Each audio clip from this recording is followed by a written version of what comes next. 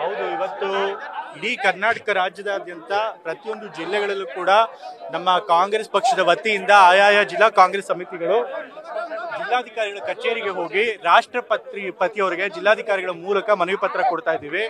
ಏನು ರಾಜ್ಯಪಾಲರು ಪ್ರಾಸಿಕ್ಯೂಷನ್ಗೆ ಅನುಮತಿ ಕೊಟ್ಟಿದ್ದಾರೆ, ಇದು ಕಾನೂನು ಬಾಹಿರ, ಇದು ಸಂವಿಧಾನ ಬಾಹಿರ, ಇದನ್ನ ನಾವು ಖಂಡಿಸ್ತೀವಿ. ಹಾಗಾಗಿ ಒಂದು ಅನುಮತಿಯನ್ನು ಕೊಟ್ಟಿದ್ದಾರೆ, ಅದನ್ನ ರದ್ದು ಮಾಡಬೇಕು ಅಂತ ಹೇಳಿ ನಾವು ಮನವಿ ಪತ್ರ ಕೊಡ್ತಾ ಇದ್ದೀವಿ. ಹೌದು, ಇದು ಯಾರಿಗೇ ಆಗ್ಲಿ ಸ್ಪಷ್ಟವಾಗಿ ಗೊತ್ತಾಗುತ್ತೆ ಇದು ರಾಜಕೀಯ ಪ್ರೇರಿತ ಅಂತ. ಇವತ್ತು ರಾಜ್ಯಪಾಲರ ಕಚೇರಿನ ಉಪಯೋಗಿಸ್ಕೊಂಡ್ರು ಕೇಂದ್ರ ಸರ್ಕಾರ, ಬಿಜೆಪಿ ಪಕ್ಷ ಮತ್ತು JDS ಪಕ್ಷಗಳು ಒಂದು ಚುನಾಯಿತ ಸರ್ಕಾರನ, ಜನಾದೇಶ ಪಡೆದಂತ ಸರ್ಕಾರನ ಆಧಾರರಹಿತವಾದಂಥ ಆರೋಪ ಮಾಡಿ ಬೀಳಿಸುವಂತ, ಅಸ್ಥಿರಮಗೊಳಿಸುವಂತ ಪ್ರಯತ್ನ ಪಡ್ತಾ ಇದೆ. ಇದು ಪ್ರಜಾಪ್ರಭುತ್ವಕ್ಕೆ ಬಹಳ ಅಪಾಯಕಾರಿಯಾದದ್ದು. ಇದು ಬರೀ ಸಿದ್ದರಾಮಯ್ಯ ಪ್ರಶ್ನೆ ಮಾತ್ರ ಅಲ್ಲ, ಇವತ್ತು ಯಾವುದೇ ಒಂದು ಬಿಜೆಪಿ ಇತರ ಸರ್ಕಾರಗಳ ಅಸ್ತಿತ್ವದ ಪ್ರಶ್ನೆ ಕೂಡ. ಯಾಕೆ ಅಂತಂದ್ರೆ ಇದೇ ರೀತಿ ಯಾವ CM ಮಾದ್ರೂ ಕೂಡ ಯಾವುದೇ ಖಾಸಗಿ ವ್ಯಕ್ತಿ ದೂರು ಕೊಟ್ಟರೆ ಆ ದೂರಿನ ಆಧಾರದ ಮೇಲೆ ಇವರು ಪ್ರಾಸಿಕ್ಯೂಷನ್ಗೆ ಅನುಮತಿ ಕೊಟ್ಟರೆ ಯಾವ ಸರ್ಕಾರಗಳು ಕೂಡ ಉಳಿಯೋದಕ್ಕೆ ಸಾಧ್ಯ ಆಗೋದಿಲ್ಲ. ಹಾಗಾಗಿ ನಮ್ಮ ದೇಶದ ಪ್ರಜಾಪ್ರಭುತ್ವದ ಪ್ರಶ್ನೆ ಇದು. ಸೊ ಹಾಗಾಗಿ ಇದನ್ನು ಗಂಭೀರವಾಗಿ ಪರಿಗಣಿಸಬೇಕು ರಾಷ್ಟ್ರಪತಿಗಳು ಅಂತ ಹೇಳಿ ನಾವು ಮನವಿ ಮಾಡ್ತೀವಿ.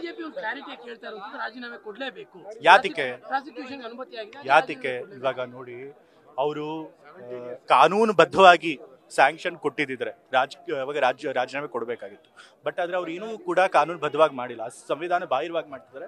ಅಸಂವಿಧಾನಿಕವಾಗಿ ಅವರು ಸ್ಯಾಂಕ್ಷನ್ ಕೊಟ್ಟಿದ್ದಾರೆ. ಈ ರೀತಿ ಅಸಂವಿಧಾನಿಕವಾಗಿ ನಮ್ಮ ಮೇಲೆ ಪ್ರಹಾರ ಮಾಡಿದಾಗ ನಾವು ಅವ್ರ ವಿರುದ್ಧವಾಗಿ ಪ್ರತಿಯಾಗಿ ನಿಂತ್ಕೊಳ್ಳೇಬೇಕಾಗುತ್ತೆ. ರಾಜೀನಾಮೆ ಕೊಟ್ಟು ಓಡೋಕ್ಕಾಗೋದಿಲ್ಲ, ನಾವು ಕೂಡ ಫೈಟ್ ಮಾಡಬೇಕಾಗುತ್ತೆ. ಪ್ರಜಾಪ್ರಭುತ್ವವನ್ನು ಉಳಿಸುವಂಥದ್ದು ನಮ್ಮ ಕರ್ತವ್ಯ ಕೂಡ. ಇವತ್ತು ಈ CM ಮಾಡ್ತಾರೆ, ಮುಂದೆ ಬರುವಂಥ CM ಕೂಡ ಮಾಡಲ್ಲ ಅಂತ ಏನು ಗ್ಯಾರಂಟಿ? ಸೊ ಆಗ್ಲೂ ಕೂಡ ಇದೇ ರೀತಿ ಕಾನೂನು ಬಾಹಿರವಾಗಿ ಮಾಡಿದಾಗ, ಕಾನೂನು ಬಿಟ್ಟು ಮಾಡಿದಾಗ ನಾವು ಕೈ ಕೊಟ್ಕೊಂಡು ಕೂತ್ಕೊಳ್ಳೋಕೆ ಆಗೋದಿಲ್ಲ. ಹಾಗಾಗಿ ಇದ್ರ ವಿರುದ್ಧ ನಾವು ಹೋರಾಟ ಮಾಡಲೇಬೇಕು.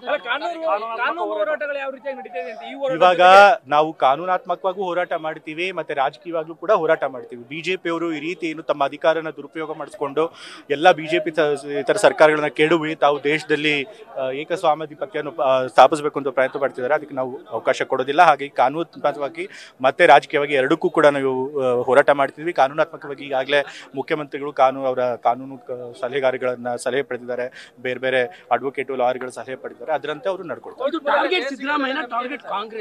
ಎರಡೂ ಕೂಡ ಟಾರ್ಗೆಟ್. ಇವತ್ತು ಸಿದ್ದರಾಮಯ್ಯ ಅವರು ಕರ್ನಾಟಕದಲ್ಲಿ ದೊಡ್ಡ ನಾಯಕರಾಗಿದ್ದಾರೆ. ಸೊ ಹಾಗಾಗಿ ಅವ್ರನ್ನ ಬೀಳಿಸಿದ್ರೆ ಕಾಂಗ್ರೆಸ್ ಪಕ್ಷನ ದುರ್ಬಲಗೊಳಿಸಬಹುದು.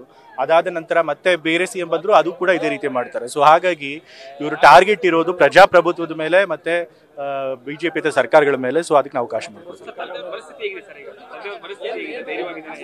ಅಲ್ಲ, ಇವಾಗ ತಪ್ಪು ಮಾಡಿದ್ರೆ ಅವರು ಧೃತಿಗೆಡಬೇಕು. ತಪ್ಪು ಮಾಡಿಲ್ಲ. ಮತ್ತೆ ಬಿಜೆಪಿ ಮತ್ತೆ JDS ಅವರು ಏನು ಕಾನೂನು ಬಾಹಿರವಾಗಿ ಅವ್ರ ವಿರುದ್ಧ ಕ್ರಮ ತೆಗೆದುಕೊಂಡಿದ್ದಾರೆ. ಸೊ ಹಾಗಾಗಿ ಅವ್ರು ಹೆದರ್ಕೊಳ್ಬೇಕಾಗಿಲ್ಲ, ಬದಲಾಗಿ ಇನ್ನೂ ಧೈರ್ಯದಿಂದ ಅದ್ರ ವಿರುದ್ಧ ಹೋರಾಡ್ತಾರೆ.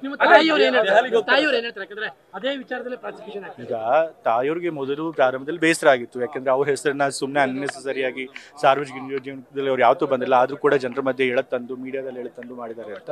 ಬಟ್ ಅವ್ರಿಗೂ ಗೊತ್ತಿದೆ ಅವ್ರು ಮಾಡೋದ್ರೊಳಗೆ ಏನೂ ತಪ್ಪಿಲ್ಲ ಅಂತ. ಆದ್ರೆ ಅವ್ರ ವಿಚಾರದಿಂದ ತಂದೆಯವ್ರಿಗೆ ತೊಂದರೆ ಆಗಬಾರ್ದು ಅನ್ನೋ ಒಂದು ಅವರು ಇದಿತ್ತು ಆಸೆ. ಬಟ್ ಆದ್ರೂ ಕೂಡ ಅವ್ರ ಮೂಲಕನೇ ಇವತ್ತು ತಂದೆಯವ್ರನ್ನ ಆರೋಪಿಗಳನ್ನಾಗಿ ಮಾಡ್ತಿದ್ದಾರೆ. ಅದಕ್ಕೆ ಬೇಸರ ಇದೆ. ಬಟ್ ಆದ್ರೆ ಗೊತ್ತಿದೆ ಅವ್ರಿಗೆ ಅವ್ರು ಮಾಡೋದು ಏನು ತಪ್ಪಿಲ್ಲ, ಎಲ್ಲ ಕಾನೂನು ಪ್ರಕಾರವಾಗಿದೆ. ಹಾಗಾಗಿ ಅವರು ಕೂಡ ಹೋರಾಡಬೇಕಾಗುತ್ತೆ ಅನ್ನೋದು ಗೊತ್ತಿದೆ. ಹೈಕಮಾಂಡ್ ನಿಮ್ಮ ತಂದೆಯವ್ರ ಪರವಾಗಿರುತ್ತೆ. ಇವತ್ತು ಇಡೀ ಕಾಂಗ್ರೆಸ್ ಪಕ್ಷ ಹೈಕಮಾಂಡ್ ನಿಂದ ಹಿಡಿದು ತಾಲೂಕು ಮಟ್ಟದವರೆಗೂ, ಗ್ರಾಮದ ಮಟ್ಟದವರೆಗೂ ಎಲ್ಲರೂ ಕೂಡ ಇವತ್ತು ಇನ್ನೂ ಒಗ್ಗಟ್ಟಾಗಿದ್ದಾರೆ. ಯಾಕೆಂತಂದ್ರೆ ಇವತ್ತು ನಮ್ಮ ಕಾಂಗ್ರೆಸ್ ಪಕ್ಷಕ್ಕೆ ಗೊತ್ತಿದೆ ಇವತ್ತು ಬೇಕು ಅಂತ ನಮ್ಮ ಪಕ್ಷನ, ನಮ್ಮ ಮುಖ್ಯಮಂತ್ರಿಗಳನ್ನ ಟಾರ್ಗೆಟ್ ಮಾಡ್ತಿದ್ದಾರೆ.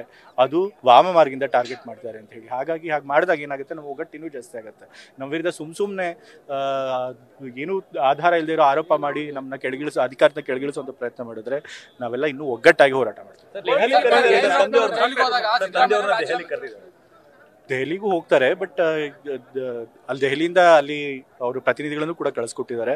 ಅವರು ಕೂಡ ಬಂದು ಸಂಪೂರ್ಣವಾದಂಥ ಬೆಂಬಲ ವ್ಯಕ್ತಪಡಿಸಿದ್ದಾರೆ. ಕೋರ್ಟ್ನಲ್ಲಿ ನ್ಯಾಯ ಸಿಗುತ್ತೆ ಅನ್ನೋ ಭರವಸೆ ನಮಗಿದೆ. ಯಾಕೆ ಅಂತಂದ್ರೆ ನಾವು ಒಂದು ಪ್ರಜಾಪ್ರಭುತ್ವ ವ್ಯವಸ್ಥೆಯಲ್ಲಿ ಇದ್ದೀವಿ. ಇಲ್ಲಿರುವಂತಹ ಎಲ್ಲ ಒಂದು ವ್ಯವಸ್ಥೆಗಳಲ್ಲಿ ನಮಗೆ ಎಲ್ಲೆಲ್ಲಿ ನ್ಯಾಯ ದೊರಕಿಸ್ಕೊಳ್ಳೋಕೆ ಅವಕಾಶ ಸಾಧ್ಯ ಆಗುತ್ತೆ ಆ ಎಲ್ಲ ಅವಕಾಶನೂ ಬಳಸ್ಕೊಳ್ಳೇಬೇಕಾಗಿದೆ. ನಾವು ಸರ್ಕಾರದಲ್ಲಿ ಇರೋದ್ರಿಂದ ನಮಗೆ ವ್ಯವಸ್ಥೆಯಲ್ಲಿ ನಂಬಿಕೆ ಇದೆ. ನ್ಯಾಯಾಂಗ ನಮಗೆ ನ್ಯಾಯಾಲಯ ನಮಗೆ ನ್ಯಾಯ ಕೊಡಿಸುತ್ತೆ ಅನ್ನೋ ಭರವಸೆ ಇದೆ. ಗೊತ್ತಿಲ್ಲ ಯಾವಾಗ ಹೋಗ್ತಾರೆ ಅಂತ. ನಾ ಹೋಗ್ತಾ ಇಲ್ಲ, ಬಹುಶಃ ಈ ವಾರದಲ್ಲಿ ಯಾವ್ದಾದ್ರು ಹೋಗ್ತಾರೆ. Thank you. ನ್ಯೂಸ್ ಫಸ್ಟ್ ನಿರ್ಭೀತಿಯಿಂದ ನಿಮ್ಮ ಪರವಾಗಿ.